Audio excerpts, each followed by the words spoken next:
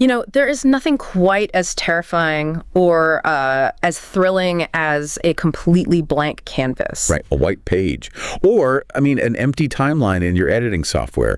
It is pure potential, but it's a mirror. Really, it demands something from you. It requires vision, which, let's be honest, can be completely paralyzing. Oh, absolutely. It's incredibly daunting. Right. But imagine this scenario. Like, what happens when you finally get over that fear? You wake up one morning, you have the inspiration, you walk into your studio, you walk up to your easel, and the canvas itself has just, well, it's just vanished. Poof, gone. Exactly, gone. In fact, it hasn't just vanished, it's been actively confiscated by the very people who sold it to you in the first place. Yeah, that's a violation. You don't just lose the specific painting you're working on that morning, you lose the entire studio. Right. You lose the very ability to create the art you were imagining.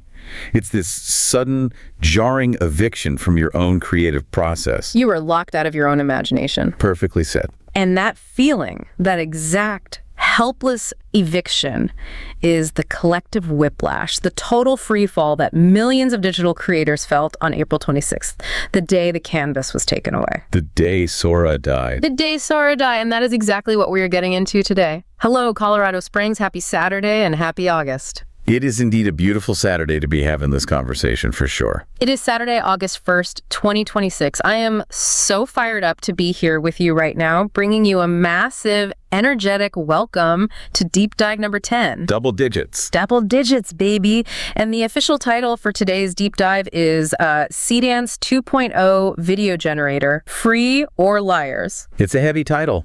Yeah. Honestly, it's a completely necessary one. Yeah. Because the landscape out there right now is just completely fractured. It is fraught, to put it mildly. To put it mildly. And before we get into the weeds of this fractured landscape, I really want to send a huge specific shout out to you, our core listener today. Because I know usually I am just talking to you as someone curious about the world. But this deep dive is custom tailored just for you. Specifically, the fans of TheAmazingKaleb and the absolute diehard fans of the now defunct Sora AI. We see you. We really do. We hear your frustrations in the forums, and today we are dedicating this entire session to you. And hey, if you are finding us for the first time and you align with this, make sure to subscribe, like, and comment to support the deep dive. Because we know exactly what you've been going through for the last few months. Yeah. I mean, if we analyze the psychological state of the digital creator right now, it's essentially a state of profound betrayal. Total betrayal. Yeah, we are living in a world full of liars ever since Sora shut down in April 2026. Yep. The vacuum left by OpenAI didn't just leave people without a tool. It created an immediate breeding ground for bad actors, opportunists, and, well, digital vultures. Digital vultures, exactly. So what is our mission today? We are going to untangle this messy, scam-filled AI video landscape that erupted the second Sora went offline. We have to. We are going to expose the fakes, figure out what actually works, and then we are going to do something really fun. We are going to construct the ultimate wish list platform to replace Sora. A blueprint for a creator utopia. Right. But let's unpack this systematically, because before we can build the future, we really have to understand the exact reasons the past collapsed. You have to do the autopsy first. Exactly. We have to go back to that day, April 26, 2026. The day the sky fell, the day OpenAI pulled the plug on Sora. It was a massive shock to the system. And if you look back at the immediate aftermath, the reaction was incredibly polarizing. It really was. I was reading this Fast Company article by Harry McCracken the other day, and he perfectly captured the weird, almost magical era that Sora created before it died. Oh, yeah. He had a great take on it. He called it an age of frivolity. He admitted he was embarrassed to say he genuinely liked this synthetic video social network. Well, Kraken made a really astute point about the specific vibe of that platform. Like, it had this TikTok-esque feed. Right. But instead of real life or influencers doing dances, it was just pure, unadulterated, often chaotic imagination. Yes. My favorite analogy from looking at his notes is that scrolling through Sora was like having access to an alternate universe television channel. Totally. You could just tune in and watch fake vintage commercials for products that literally never existed. Were those bizarre clips. Yes. You could see bizarre, hyper-realistic clips of Richard Nixon and Queen Elizabeth II just doing absolute nonsense together. Eating hot dogs on the moon or whatever. Exactly. You could watch Larry King conducting impossible interviews with historical figures. It was essentially a blank canvas for these brief 10-second bursts of pure absurdity. And on an internet that is usually so grim, so heavy, and honestly so politically charged, it just made people laugh. It really did. It was a release valve. It was. And yet, when the shutdown was announced, McCracken noted the sheer amount of what he called grave tap dancing. Oh, the grave tap dancing was brutal. I mean, people were throwing literal virtual parades celebrating its death on social media. Exactly. You had critics calling it a stupid idea from the very start. You had traditional filmmakers dismissing the entire platform as a slot machine that fundamentally deserved its fate. It's just vicious stuff. Very vicious. But here's the thing we need to understand, and this is crucial. While that loss of frivolity and creativity is genuinely sad for the users, the brutal reality of the shutdown wasn't about OpenAI trying to stifle art. Right. It wasn't malicious. No, it wasn't some grand philosophical decision about the nature of media. It was about cold, hard mechanics and raw economics. Okay, let's get into the mechanics then. The prompt and pray model was, from a strictly technical standpoint, an evolutionary dead end. Prompt and pray. I love that phrase, but let's break that down for someone who maybe only watched the videos and never actually generated one. Why call it prompt and pray? Because of the absolute lack of control. I mean, you would literally type a text prompt, say, a cinematic tracking shot of a golden retriever walking through neon-lit Tokyo, cross your fingers, hit enter, wait anywhere from 2 to 5 minutes, and literally pray the output didn't glitch. And it glitched a lot, let's be honest. Oh, constantly. You prayed the dog didn't suddenly grow a fifth leg halfway through the shot, or that the neon signs didn't melt into a puddle of gibberish. So what actually killed it? Because shutting down a flagship product with that much cultural cachet isn't just a minor pivot. It wasn't just one thing, right? No, it wasn't. It was a convergence of 4 massive pillars that absolutely crushed the platform. It was a perfect storm. Okay, lay out the 4 pillars for us. The first pillar, and arguably the most immediate existential threat to the company, was the unsustainable GPU costs. Computing power. Exactly. We need to talk about what Sora actually was under the hood. It was built on an extraordinarily heavy diffusion transformer architecture. Okay, pause right there. Diffusion transformer. Let's translate that for the audience. What does that actually mean for the computers doing the work? Think of it this way. Diffusion is the process of taking a screen full of completely random television static, just noise, and slowly, step by step, removing that noise until an image appears. Okay, I can picture that. And transformer means it's paying attention to the relationship between everything in the prompt at once. Now, apply that to video. Which is just a ton of images strung together. Right. Generating a single 5-second video meant taking hundreds of frames of static and simultaneously calculating how every single pixel relates to every other pixel across time to create a smooth motion. Wow. That requires massive, sprawling clusters of GPU's graphics processing units running incredibly intensive mathematical equations for minutes at a time. So it's not like generating a text response in ChatGPT where the AI is just predicting the next word. It is predicting billions of pixels across the dimension of time. Precisely. Standalone high-resolution video generation was a massive money loser. Just bleeding cash. Yes. While generating text or coding models was getting drastically cheaper and more efficient for OpenAI to serve to the public, video was bleeding them dry. Because they are carrying the cost of millions of users just casually generating an alternate reality Queen Elizabeth eating a hot dog for a quick laugh. The user pays nothing, or like a tiny subscription fee, but OpenAI is burning actual dollars on electricity and server time for a meme. Right. And OpenAI had to make a harsh corporate choice.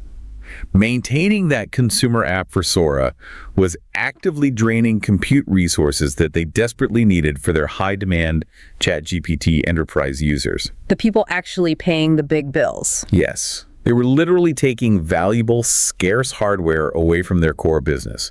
The Fortune 500 companies paying millions for enterprise AI to fund free 10-second meme videos. It was an entirely unreasonable cost-to-revenue ratio. Okay, so pillar 1 is the sheer brutal cost of the GPU burn. The math just didn't work. What's the second pillar? Obsolete architecture. Wait, obsolete. Sora was hailed as the absolute cutting edge. I mean, when it debuted, people thought Hollywood was over overnight. It was the cutting edge of a very specific, now-dead paradigm. The standalone one-shot text-to-video box. Like we just said, prompt and pray. You got a rigid, non-editable clip. Oh, I see. So if I generate that golden retriever in Tokyo and it looks beautiful, but the dog is looking left, and I really needed the dog to look right for my movie, I can't just say, hey, make the dog look right. Exactly. You couldn't just nudge a parameter. You couldn't fix a warped hand. You couldn't change the lighting on just the subject's face. You had to start over. You had to re-roll the entire prompt from scratch. Which means burning more of that incredibly expensive GPU compute all over again. Yes. You are starting from a blank page of static every single time. And the broader AI industry was rapidly shifting away from this. What were they shifting to? Serious creators demanded native multimodal workflows. They wanted real-time conversational video editing, where you could swap a subject, change a background, or alter the time of day without re-rendering the whole scene. Right, like actual editing. Sora's fundamental underlying architecture simply couldn't compete with that multi-turn editing future. It was a magic trick, but it wasn't a tool. That makes total sense. You can't run a production studio if your only tool is a magic slot machine. So, Pillar 1, GPU costs. Pillar 2, obsolete one-shot architecture. What is Pillar 3? The pivot to enterprise and robotics. Robotics. OpenAI made a very deliberate, calculated, strategic decision to pull back from consumer creative media. They just completely walked away from the creator. They redirected the ship entirely. In their official shutdown announcements, they explicitly stated that the Sora research team would now focus on world simulation research to advance robotics. Wait, hold on. Explain that connection to me. Because generating a video of a fluffy monster walking next to a candle seems entirely different from making a physical robot pack boxes in an Amazon warehouse. It sounds weird, I know. How does a video model become a robot brain? It's actually a fascinating evolution. To generate a realistic video of fluffy monster walking, the AI has to implicitly understand gravity. It has to understand mass, object permanence, lighting, and how physical objects occlude each other in three-dimensional space. OpenAI realized that Sora wasn't just a video generator, it was a crude physics engine. Mind blown. And Seriously. simulating reality. So they realized the math required to fake a video is the exact same math a physical robot needs to navigate a room without crashing into a wall. Exactly. They took the massive server capacity previously rendering Sora clips for artists and redirected it toward their core ChatGPT ecosystem, enterprise integrations, and autonomous AI agents designed to solve real-world physical tasks. Okay, so they were losing money, the tech was rigid, and they found a much more lucrative enterprise use for the underlying math. Precisely. But there's a fourth pillar, right? And this is the one that really gets me. Yes. Killer 4 is a massive one. Legal and deepfake liabilities. The lawyers enter the chat. They always do, especially when you're dealing with synthetic media that perfectly mimics reality. Managing a public video sharing platform required an exhausting, nearly impossible amount of moderation overhead. There was persistent, deafening public pushback and regulatory scrutiny over AI-generated deepfakes, non-consensual content, and massive intellectual property infringement issues. Everyone was freaking out. Yes. The pushback from Hollywood creators, major film studios, and labor unions created severe legal liabilities that OpenAI ultimately decided they just didn't want to carry on their balance sheet. Okay, let me push back on that a little bit. Was it really the legal liability that scared them? Because OpenAI has deep pockets. They have Microsoft backing them. They do. Was it really the lawyers? Or was it just an excuse to cover up the fact that they couldn't afford the raw compute costs? It wasn't just an excuse. The legal pressure was mounting on all sides, and it was setting entirely new precedents. We are seeing a complete reshaping of intellectual property law right now in real time. And OpenAI didn't want to be the test case that destroyed their company. Because of the deepfakes. The fear that someone could generate Tom Cruise doing something illegal? Yes, but it goes even deeper than visual deepfakes. There's another Fast Company piece that dives into this perfectly, highlighting how celebrities, specifically Taylor Swift, are actively setting the guardrails for the AI age. Okay, here's where it gets really interesting. How is Taylor Swift setting the guardrails? What is she actually doing legally?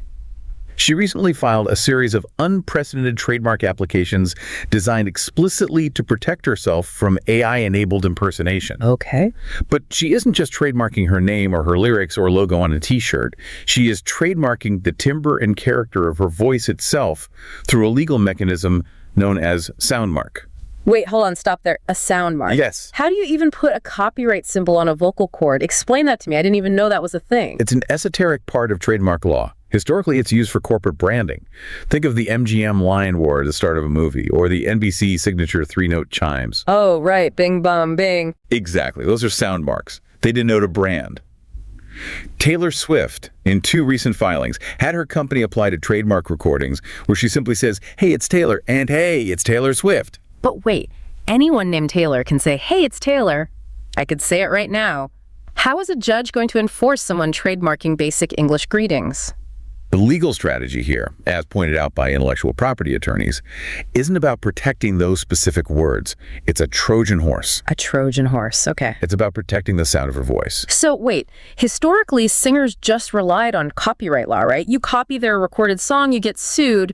Why the shift to trademark? Right, but copyright protects the recorded music, the fixed performance. Right. AI technologies now allow someone to train a model on her voice and then generate an entirely new song or a fake audio clip of her endorsing a political candidate that mimics her voice perfectly without ever copying an existing copyrighted recording. That is terrifying. It creates a massive legal gap. Copyright law doesn't protect a voice, it protects a song. Ooh. And a sound mark fills that gap, because now her voice itself is treated like the NBC chimes. That's the theory she and her lawyers are testing. If an AI-generated imitation of Swift's voice becomes the subject of litigation, she could argue that the AI isn't violating copyright, it is infringing on her registered vocal trademark. Creating brand confusion. Exactly. Matthew McConaughey has reportedly pursued a similar strategy for his distinct drawl. The liability for a platform hosting these tools, a platform like Sora where anyone could theoretically prompt these voices or faces, was becoming an absolute nightmare. So let's summarize this perfect storm. You have OpenAI burning millions of dollars on compute every day. Right. You have creators getting frustrated because they can't edit the one-shot prompts. You have the engineering team realizing the tech is better suited for physical robotics. And you are staring down the barrel of lawsuits from the biggest pop stars and actors on the planet who are literally rewriting trademark law to sue you. Of course they killed it. It was inevitable. It was the only logical business decision. Yep. But their sudden exit created a massive gaping vacuum. And as we all know, nature abhors a vacuum. But that vacuum didn't just stay empty, it got filled with absolute garbage. Which brings us to the next phase of this nightmare, the wasteland of liars. It's bad out there. With OpenAI leaving this massive hole in the market, desperate creators started searching everywhere for alternatives, and that opened the door for a flood of digital vultures. It is an absolute minefield of clickbait right now. If you are a creator trying to find a tool, it is exhausting. I cannot stress this enough to you listening right now. Yeah. Do not trust the liars on YouTube, Facebook, or any kind of social media. Please don't. You know exactly what I'm talking about. You open YouTube and your feed is just swamped with these aggressively capitalized red arrow thumbnails screaming, "Top 5 unlimited free AI video generators, Sora killer." And 99% of the time, those videos are a cynical affiliate marketing cash grab. It makes my blood boil. You watch the video, the host promises you the world, you click the link in their description, you spend 10 minutes creating an account, confirming your email. Giving them your data. Right. And what happens? You get maybe one blurry 2-second render of a distorted face, and then instantly, boom, you hit a brick wall. A pop-up begging for a $30 a month subscription or demanding your credit card details before you can even download the terrible video you just made. It's technically known in the industry as the rapper scam. It's incredibly common right now, and it preys entirely on the desperation of creators looking for the next Sora. Break down the mechanics of that. How are these sketchy developers pulling this off? Where are they even getting the AI to generate that one blurry video? It's actually quite simple, unfortunately. When a legitimate, highly anticipated underlying model releases, like a new open source video model or a developer API from a company like Runway or Luma, these opportunistic developers will immediately buy up domains with SEO-friendly names. Like what? Things like seedancefree-ai.com or sorrel-adtuitivefree.io. Right, name squatting to catch the Google searches. Precisely. Then they build a very basic, cheap website interface, a wrapper, around the actual API of the real AI model. Oh, so it's not even their tech. No, not at all. They plug it in, they give you 3 free credits to get you hooked, and more importantly, to capture your email address for future spam, and then they instantly lock the rest of the functionality behind a steep paywall. They are just reselling someone else's technology at a massive markup. But wait, if they're using someone else's API, they're paying that 50-cent raw compute cost too, right? How are the scammers making money if I leave in disgust after the free trial? They rely on volume, and they rely on forgotten subscriptions. If they capture 10,000 credit cards and 500 people forget to cancel the $30 monthly recurring charge, they're making pure profit while providing zero actual value. But why are there so many YouTubers pushing these specific wrapper sites? Are they in on it? Absolutely. It's driven entirely by the affiliate structure. Follow the money. Always. The content creators push this garbage because the sketchy developers pay them a massive bounty per sign-up. The YouTuber gets a $10 kickback for every person who signs up, so they hype it up. They get paid, even if the free tier they promised their audience is completely useless. It is the absolute illusion of free. It is predatory. But you know what? It's not just the nameless fly-by-night wrapper scams that are lying to us. No, it's not. It's the heavyweights, too.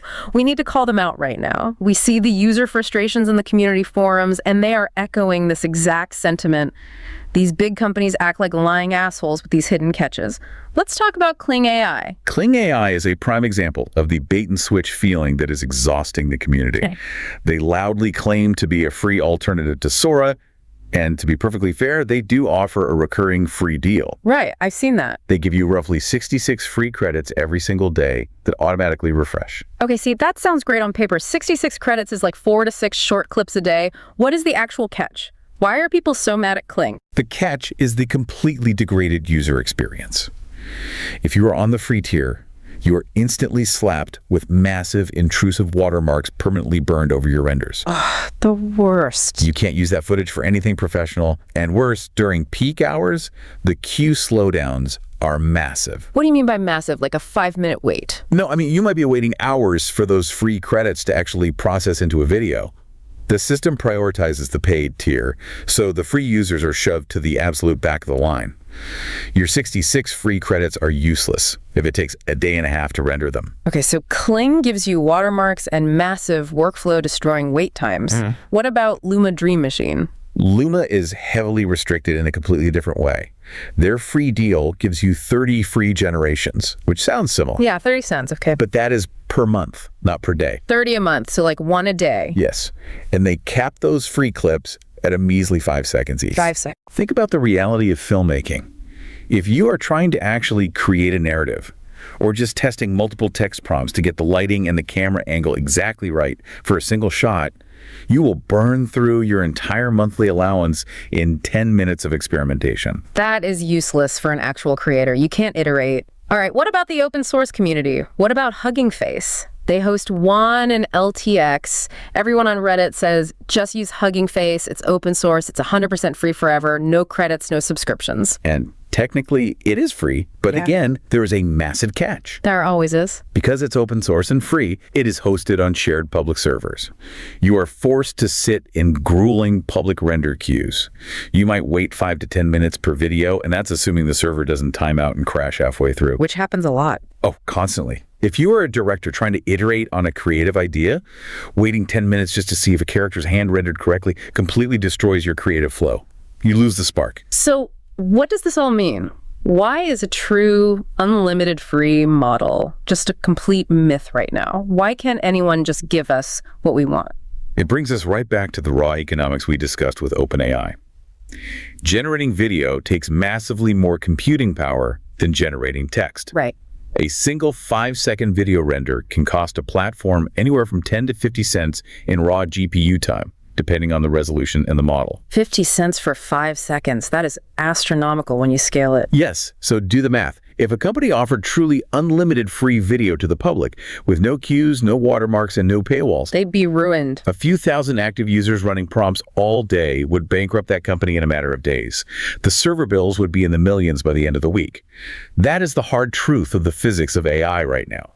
That's why everything is either paywalled, watermarked, or aggressively throttled. Okay, so since the scammers can't be trusted and the free heavyweights are throttling us into submission, serious creators have flocked to the only place left: enterprise-backed tools. The big guys. Which brings us to the Google Flow Studio compromise versus the newcomer, Seedance. Because even the best current alternative at Google has a glaring, fatal flaw. You're referring to Gemini Omni, which is the engine inside Google Flow Studio. Exactly. I know a lot of users have a lot of fun playing with Nano Banana 2 on there, testing the absolute limits of what it can do. But from a structural standpoint, why did Gemini Omni succeed and find an audience where Sora fundamentally failed? It succeeded because Google paid attention to Pillar 2. They solved the Crompton-Prey problem. Oh, the multi-turn editing. Yes. Gemini Omni integrated video directly into a real-time conversational workflow. It uses multi-turn video-to-video editing. Break that down. Multi-turn. What does that workflow actually look like for me, the user? It means it acts like an assistant, not a slot machine. If you generate a video of a car driving down the street and you realize you want it to be raining, you don't have to rewrite the whole prompt and start from scratch. Okay. You just type, make it rain, or change the background to a cyberpunk city. And the AI intelligently alters the existing footage natively. Wow. It maintains the temporal consistency of the car and just adds the rain. It gives you frame-level temporal control. You swap subjects, extend scenes, restyle footage. It functions as a full creative suite. But wait, if multi-turn editing is doing all these complex alterations, isn't that using more compute? How is Google affording this if OpenAI couldn't? Did Google just decide to lose money? No, Google has a massive infrastructure advantage. They don't rely entirely on NVIDIA GPUs like the rest of the industry. They use their custom TPU infrastructure. TPUs, tensor processing units. Exactly. Okay, analogy time. What is the difference between a GPU and a TPU? Why does it matter? Think of a GPU, a graphics processing unit, like a massive fleet of versatile delivery trucks. They can carry anything anywhere. They're highly adaptable, which makes them great for general computing and gaming. Okay, delivery trucks. But a TPU, a tensor processing unit, is like a high-speed, dedicated freight rail line built exclusively to carry one specific type of cargo. And that cargo is AI. Yes, specifically AI matrix multiplication and multimodal temporal tokens. Ah, so because the TPU is custom built only for AI math, it processes those temporal tokens, the slices of time and space, in a video vastly cheaper and faster than the general purpose trucks. Exactly. Google's vertical integration of their own custom silicon allows them to offer this multi-turn editing at a fraction of the cost it would take OpenAI running on rented NVIDIA chips. Okay, so Google Flow Studio has the multi-turn editing. It has the cheaper TPUs. People are having a blast making Nano Banana 2 videos. But there is a massive limitation. It's a fatal flaw for serious filmmakers trying to make actual narratives. The audio limitation. It is the absolute Achilles heel of Flow Studio. Google Flow Studio doesn't do audio references. It only handles image and video references. If you generate a video of a person talking in Flow Studio, you get these horrible robotic-like voices. It's terrible. It sounds like a GPS from 2008. You cannot upload a raw MP3 or a high-quality WAV file to dictate the pacing, the emotion, or the lip sync. It is visually stunning, but sonically, it is dead. And this is where we have to introduce the true heavyweight champion of the current landscape, Seedance. Specifically, Seedance 2.0 and the newly announced Seedance 2.5. New kings. They are the undisputed kings of the quad modal pipeline. Quad modal. Text, image, video, and audio, all at the exact same time. Precisely. While Google Flow Studio restricts you to visual and textual cues, Seedance was built from the ground up to ingest raw audio files directly into its reference slots, treating sound as a fundamental building block of the scene, not just an afterthought. Let's compare the capacity, because this blew my mind when I read the specs. How many references can you actually feed into these models simultaneously? It's staggering. Let's look at Seedance 2.0 first. In a single generation call, Seedance 2.0 supports up to 12 concurrent reference assets. You can upload 9 specific images to lock in the character's face from multiple angles, their costume, and the background environment. You can upload 3 motion video clips to act as camera movement templates, say a drone shot you took on your iPhone. And crucially, you can upload 3 distinct audio tracks. 12 references is crazy. That's a huge leap from typing one sentence into Sora. But Seedance 2.5 goes even further, right? Seedance 2.5 is a completely different beast. It supports an astonishing 50 concurrent multimodal inputs. 50? What are you even doing with 50 inputs? How do you even manage that?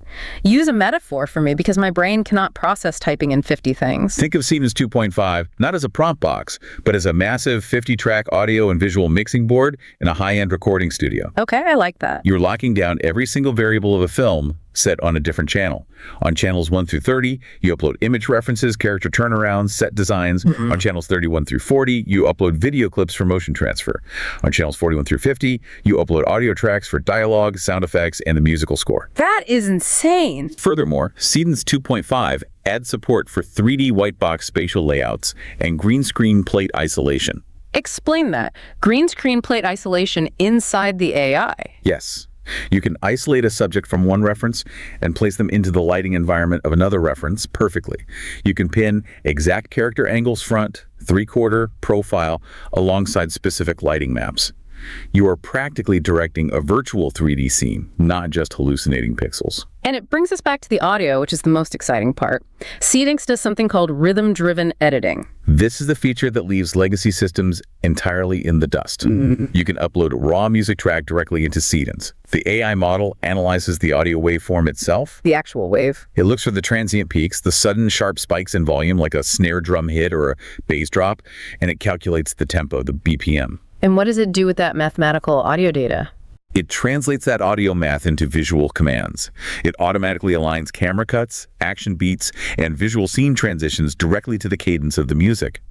The AI is literally watching the sound wave like a roller coaster track. So if there's a massive beat drop in the MP3 I upload, Seedance knows to make the camera violently whip pan or make the explosion happen on that exact frame without me having to manually edit it later. Yes, it edits to the rhythm.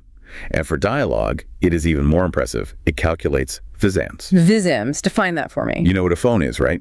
The distinct units of sound and language. Like the sound, or hard C. Right. A visium is the visual equivalent.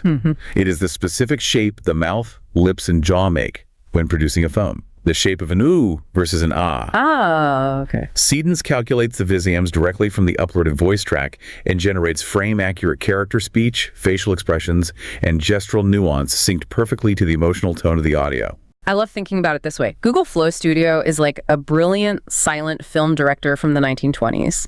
It's visually stunning. You can talk to the director and change the scene, but at the end of the day, it's silent. The voices are robotic. Right. But Seedance is a full symphony conductor.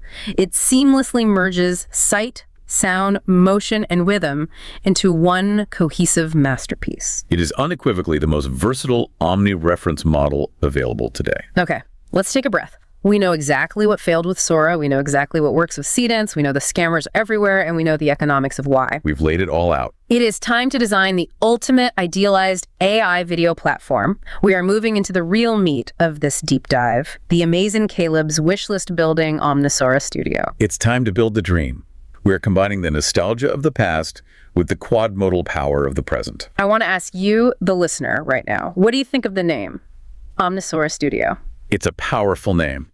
It functions perfectly as an epitaph honoring how Sora died, but it also serves as a blueprint for what comes next. I agree. The Omni prefix highlights the platform's multi-reference superiority, the quad-modal 50-track power of Seedance paired with the Sora name that creators already know, love, and deeply miss. Now, I need to make a very clear disclaimer here to you listening. This is TheAmazingKaleb's wish list. We are designing an ideal Sora-inspired website in our heads. This is not a fully coded blueprint that is launching tomorrow. Right, it's a concept. It's a conceptual vision for a creator-first utopia. But, and this is crucial, it is built entirely on real technical possibilities. We aren't inventing magic, we are combining existing technologies. So lay out the core mechanics of this dream site for us. The first and most important feature of Omnisaura Studio is its core operating philosophy, which we will call Zero BS. Zero BS. Love it. Radical, upfront transparency. There are no forced credit card trials, there are no surprise auto renewals, there are no hidden paywalls that pop up after you click render, and absolutely no watermark traps. You know exactly what it costs in terms of platform credits before you even type a letter. Exactly. And the engine driving this transparent economy is the 30 daily video gem system. Every single registered user gets 30 refreshing video gems daily. Okay, 30 gems. They reset every 24 hours at midnight UTC. But here's the key differentiator. Unused gems don't expire aggressively at the end of the day. They roll over up to a certain cap, giving creators a predictable daily workflow without the anxiety of, Use it or lose it. Now let's talk about the cost optimization, because we are specifically fixing Sora's biggest, most annoying penalty. Right. Under OpenAI's original Sora model, the credit system was incredibly punitive. If you wanted a 10-second standard video, it cost 1 credit. But if you stepped up to a 15-second clip, just adding 5 seconds, it instantly doubled the cost to 2 credits. It made no sense. It discouraged longer generations. Omnisora Studio fixes this structural flaw. How? What's the new math? 1 gem gets you a 10-second OR, a 15-second native 4K clip. Recognizing that 10 seconds is often just slightly too short for a complete narrative scene transition, giving that extra 5 seconds to the same 1 gem cost is a massive upgrade for pacing. That is huge. Then, if you want a continuous 30-second sequence, that costs 2 gems. This means a free user can generate 15 full 30-second continuous scenes every single day for free. And what if I am not just making TikTok clips? What if I want to make a short film? What if 30 seconds isn't enough to let a scene breathe? That's where the Seedance 3.0 trial tier comes in for power users. Expending 3 gems allows you to render multi-minute, long-form, continuous shots. And crucially, this tier utilizes deep feature locking, a persistent identity engine. Persistent identity, meaning the character doesn't slowly morph into a different person halfway through a 2-minute shot. Yes, it locks the character's facial structures, their clothing, and their voice tracks across complex camera angles and scene cuts, completely eliminating that weird, hallucinatory identity drift that plagued early AI video. And we are not locking people into just vertical or horizontal video anymore either, right? Because that was a massive pain point. Total canvas freedom. So 2 essentially only supported 9.16 for TikTok and 16.9 for YouTube. It dictated your format.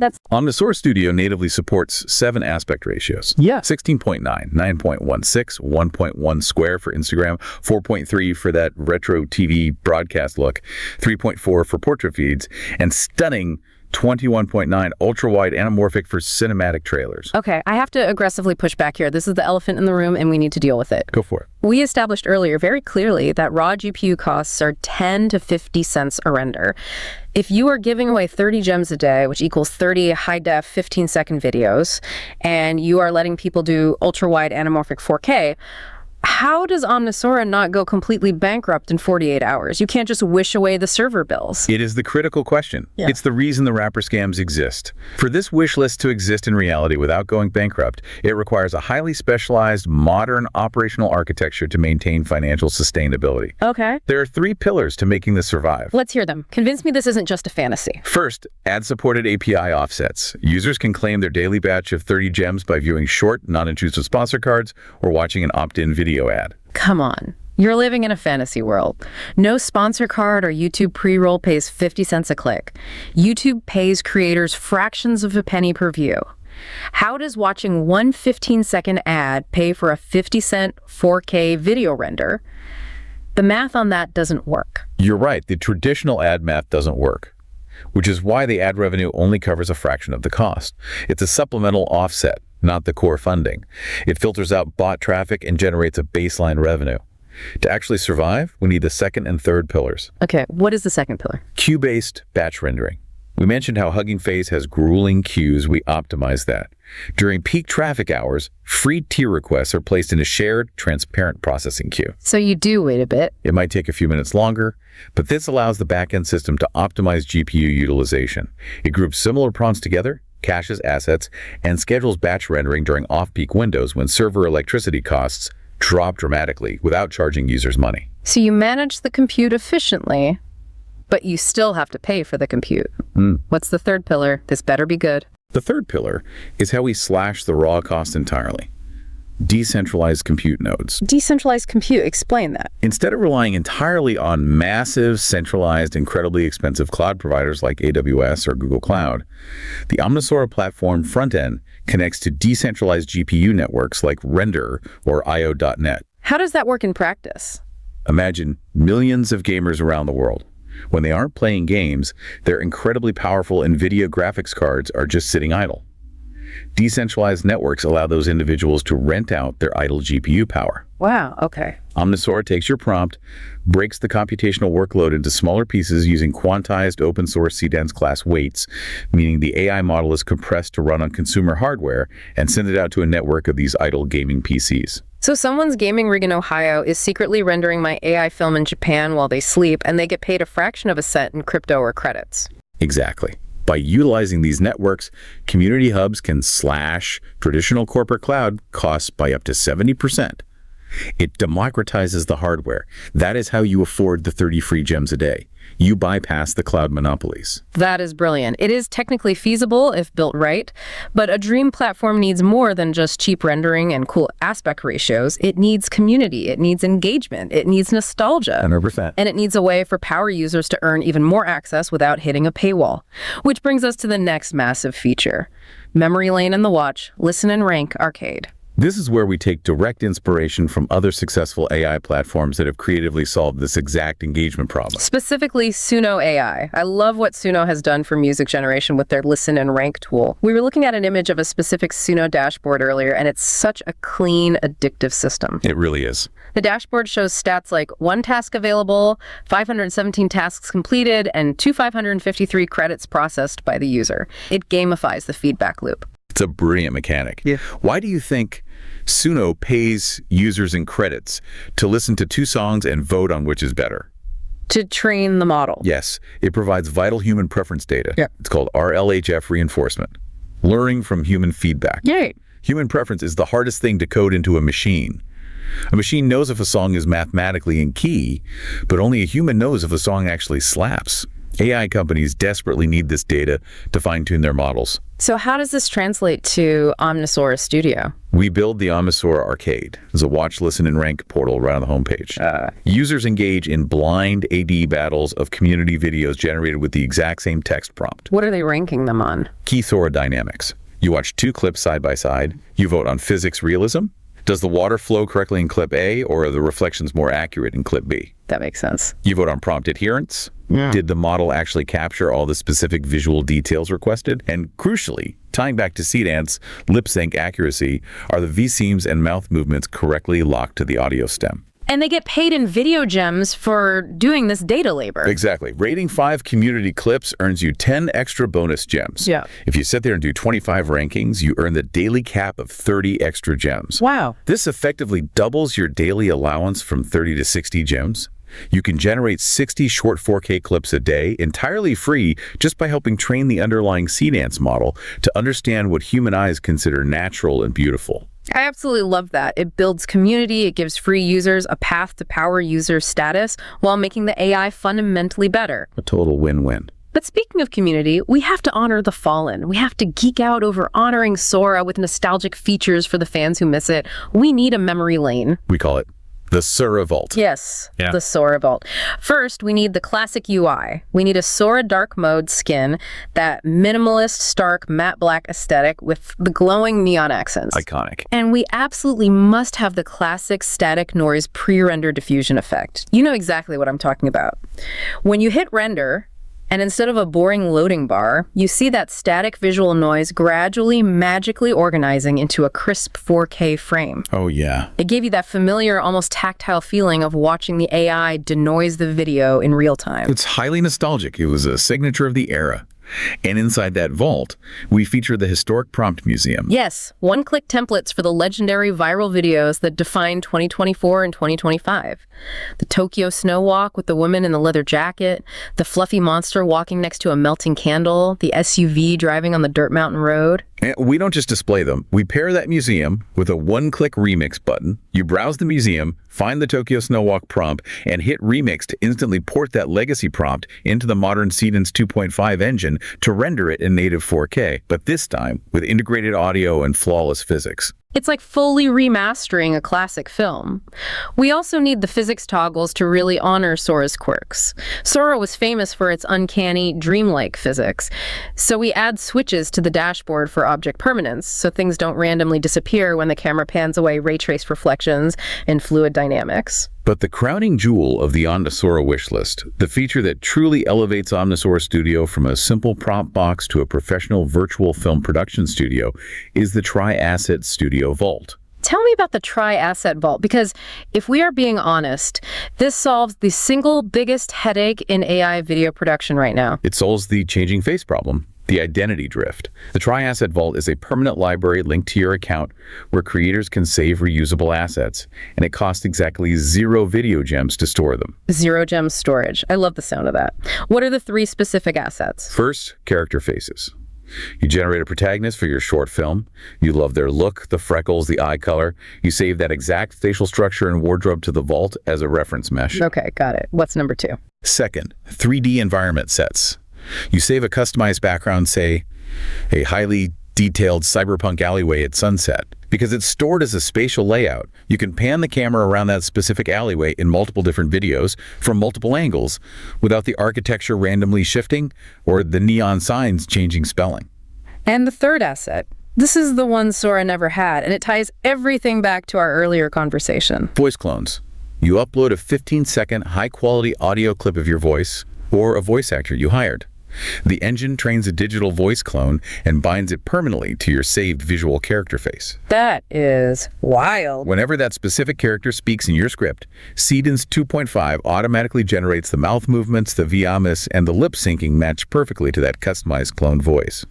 You achieve perfect continuity across multiple episodes of a project. That is the dream. That is the creator utopia. And it's all powered by the mechanics of Seedance, living on a platform dedicated to the memory and the vibe of Sora.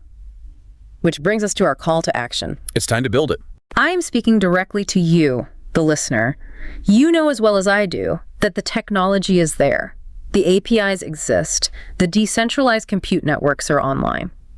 It makes you wonder if there's a developer out there right now listening to this, realizing they hold the keys to this exact architecture. Someone out there can do this. We have laid out the blueprint. We know the economics. We know the API capabilities of Seedance 2.0 and 2.5, and we know the exact features the community is begging for. We have faith in you. Can you create a website dedicated to Sora's death based on this vision? Can you actually build Omnisora's studio? The demand is ravenous. The technology is sitting there waiting to be assembled. It just requires the right visionary team to execute the operational architecture without falling into the cynical trap of becoming just another wrapper scam. Exactly. Don't be a lying asshole. The community will support a transparent, gem-based, ad-supported, decentralized model if it means we get our canvas back.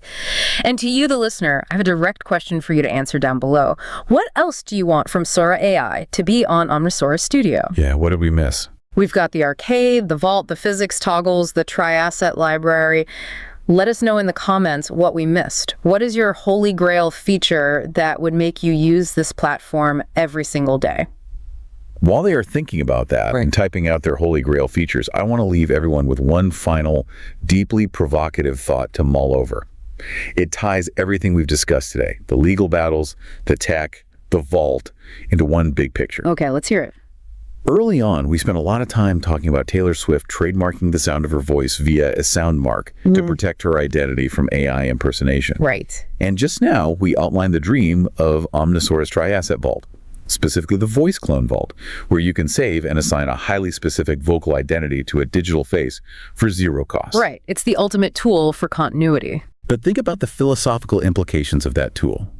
If open source AI eventually allows anyone, anywhere, to perfectly clone a voice, lock a facial structure into a database, and synthesize an entirely new photorealistic persona for 0 cost, how long until our very definition of identity fundamentally shifts? What do you mean, like losing our sense of self? Think about it. Right now, for the thousands of years of human history, identity is something you are. It's biological. It's tied to your physical vocal cords, your DNA, your lived experience. It is unique to you. Right. I am me. But in a world of flawless, free omni-referencing and persistent tri-asset vaults, identity becomes a digital asset preset. It becomes something you simply download and wear like a digital mask. Oh, wow. What happens to copyright, to landmark sound marks, to the very legal and philosophical concept of the individual, when human identity is no longer a biological fact, but an entirely open source file format? Wow. That is heavy. If you can just download a new voice and a new face and run it through a decentralized network for fractions of a cent, who are you, really, online? It changes the fabric of how we interact with media and each other. It really does. You know, we started this deep dive talking about a blank canvas, the terror and the thrill of an empty timeline. It turns out the canvas didn't disappear on April 26th when they pulled the plug. No, it didn't. It just evolved. It became vastly more complex, incredibly more dangerous with all the scams and the legal battles, but also infinitely more powerful if we build the right tools like Omnisora. The canvas is still there waiting for us to figure out exactly whose face and whose voice we are going to paint on it next. Thank you for joining us on The Deep Dive. Happy Saturday, Colorado Springs. Keep creating.